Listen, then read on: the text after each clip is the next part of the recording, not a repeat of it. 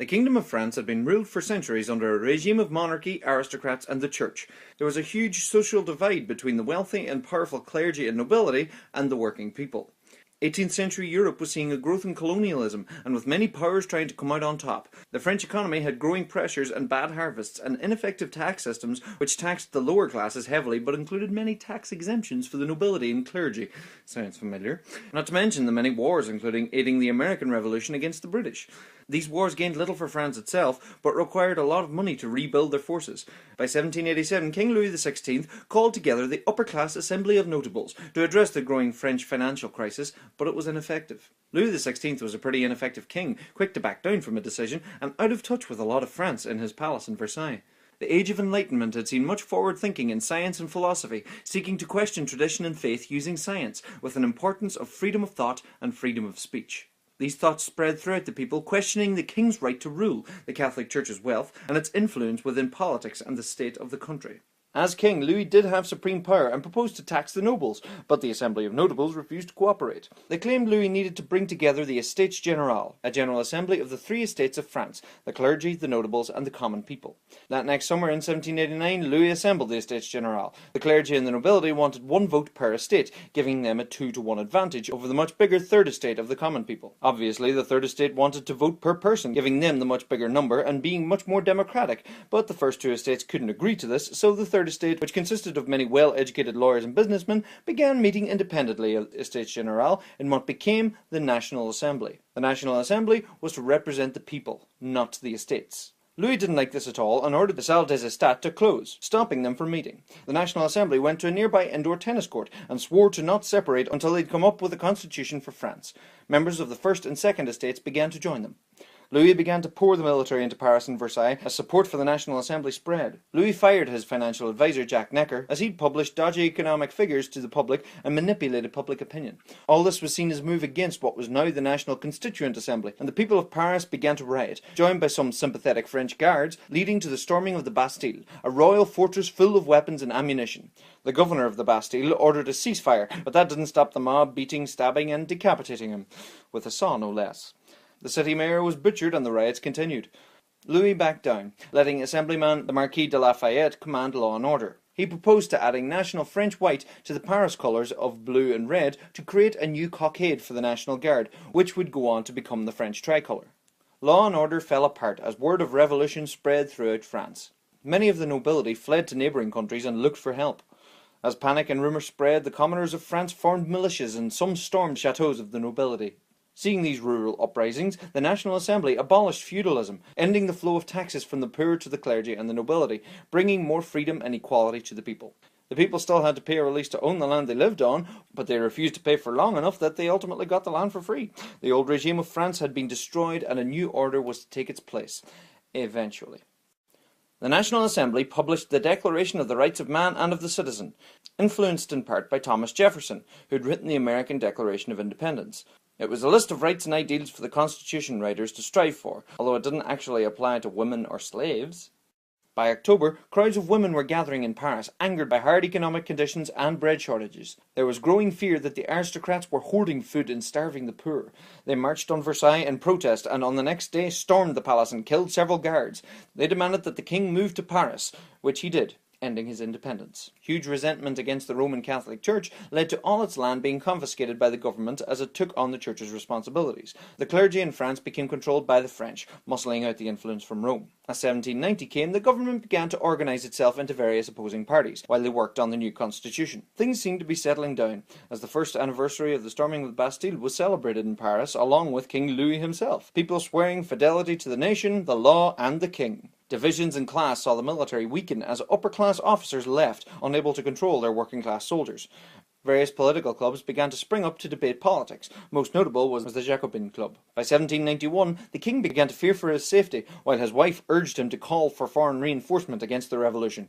They decided to flee to the Austrian border, disguised as servants, but were recognised at Varennes and returned to Paris as prisoners. Up until then, people thought the king had supported the revolution. This escape attempt felt like a betrayal, and talks of a republic began to stir. On writing the constitution, the assembly were more in favour of a constitutional monarchy, with a king remaining some simply as a figurehead rather than a full republic. The people on the streets, however, gathered to sign a petition to depose the king.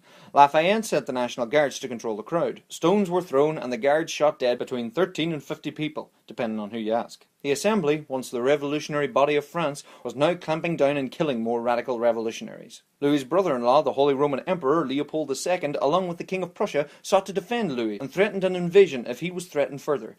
This really angered the people. The constitution was completed, the king restored to his place, and the National Assembly was dissolved to allow the new Legislative Assembly to govern as a constitutional monarchy. But it failed miserably and practically fell apart within a year. France had changed so much on the ground amidst the revolution that the government didn't seem to reflect the people. Republican and anti-monarchy ideals threatened to spread throughout Europe, and to strengthen its position, France declared war on Austria weeks after Leopold II died. Prussia came in to help Austria, and France suffered many defeats due to disorganized and deserting armies. In August 1792, Federé soldiers of the Paris government attacked the king's palace, massacred the king's guards, and captured the king.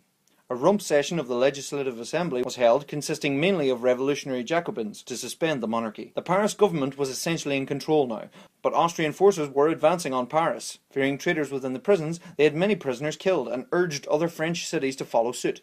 And they did. But then of course these acts were seen as too harsh, and politics rolled up into another mess. It was then voted upon, and the Convention Assembly became the new government, which would write another new constitution. It immediately abolished the monarchy and declared France a republic, a system of government where the leaders are representing the people, usually elected by the people, and thus should reflect the needs and opinions of the people.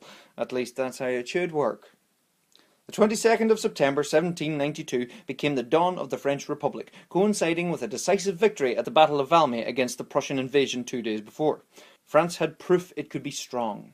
France continued to win victories in the Rhinelands and Austrian Netherlands, grabbing the attention of Britain and the Dutch Republic. Because he tried to flee the country, Louis XVI was tried by the Convention Assembly and found guilty of high treason by conspiring with the enemies of France, so they executed him in January 1793. This really woke up the rest of the monarchs of Europe, who went to war with France, initially taking back much of what was gained. The war continued to put a strain on food supplies in France, allowing the radical Jacobins to seize power. Led by Maximilien de Robespierre and the Committee of Public Safety, they sought to stamp out anti-revolutionaries in France. So they executed thousands of people in what became known as the Reign of Terror. They confiscated grain and food from the countryside to feed the cities and controlled food prices, but this didn't go down too well either. At this time, even suspicion of being against the revolution could have you sent to the guillotine. The government began conscripting people to strengthen the weakened army. During the Reign of Terror, the government became extremely anti-Christian, closing and destroying churches, designing new 10-day calendars to forget when Sunday was, and establishing alternative churches like the Cult of Reason, but was ultimately a step too far as it led to counter-revolutionary movements, including Vendée in West France, which would fight against the revolutionaries until 1796, suffering massive massacres on both sides, again depending on who you ask. People ultimately got sick of the terror, and it was voted to have the Jacobin Club banned and Robespierre himself executed, along with many others, because why not at this stage? The coalition of countries against France were unwise to not take advantage of these internal fights, and by summer 1794, France pushed right back through Austrian Netherlands and even into the Dutch Republic itself, forming a puppet state. Prussia and Spain ultimately made peace with France in 1795, while Austria and Britain and others remained at war with them. The French government had settled on the constitution of the year 3, establishing yet another new regime called the Directory, run by 5 directors. And it wasn't too successful either. France tried to aid Irishman Theobald Wolfetone in a Republican invasion of Ireland against British rule in 1796, but failed to land due to bad weather. France's army continued to win victories in Switzerland and Italy, led by a very successful tactician named Napoleon Bonaparte. Austria sued for peace as he marched on Vienna, ending the War of the First Coalition. A second coalition of monarchies, including Britain, Austria, Russia and others, joined against Republican France in 1798. Napoleon knew France's navy wasn't yet ready to take on the might of the British navy, so he decided to invade Egypt and disrupt the British trade route to India. British naval commander Lord Nelson came down and destroyed Napoleon's ships, keeping Napoleon's forces stuck in Egypt. In 1799, hearing of defeats in France, Napoleon made his way back to Paris and overthrew the Directory, ultimately with yet another constitution, declaring himself the first consul. Though it was still a republic by name, it was very much a military dictatorship, with Napoleon at the head. The revolution had set out to stop one guy controlling everything, and by the end of it, they again had one guy controlling everything.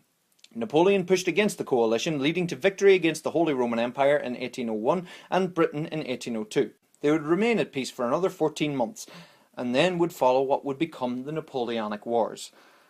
But sure, I can tell you about that some other time.